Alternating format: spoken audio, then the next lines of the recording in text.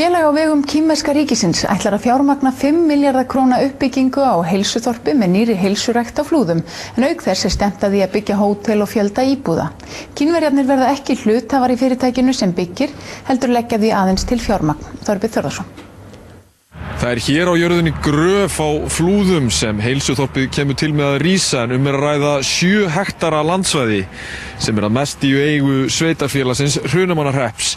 Kínverjarnir höfðu að fyrra bragði samband við Íslendingana sem standa að byggingu þorpsins eftir að Íslandsstofa hafði kynnt fyrir þeim verkefnið.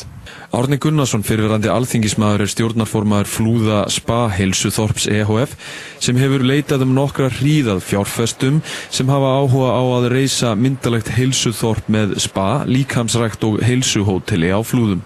Fyrirtækið CSST sem kínverskt hafði samband fyrir milligöngu Íslandsstofu, en fyrirtækið framleiðir meðal annars eftirlitsbúnað til að fylgjast með ferðum fólks.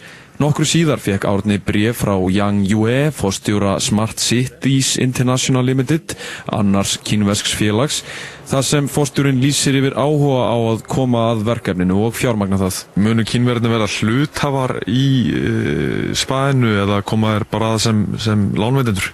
Þeir koma fyrst og fremst að sem lánveitendur og kannski að hluta til verktakar, en við höfum tekið alveg skýrt fram við á að það komi ekki til greina að hingað komi kínverskir starfsmenn til að vinna þessu. Skipulagsvinna langt á veg komin, en Árni segir að reiknað hafi verið út að 130 til 140 varanleg störf skapist á staðinu vegna verkefnisins.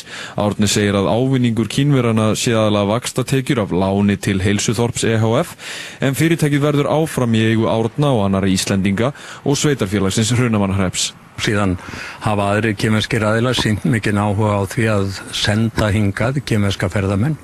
Þeim hefur farið mjög fjölgandi hér á landið undanförnu. Rúmlega 7.000 kínverski ferðamenn komu hingað á árinu og hefur þeim fjölgað helming frá því í fyrra, en heilsuþorpið verður meðal annars markaðsett sérstaklega í Kína. Eru nokkrar vísbendingar að áhugi Kínverja sé tilkomin vegna einhvers ráðabrugs kínverskra stjórnvalda, eins og margir íhuga að í Núpamálinu?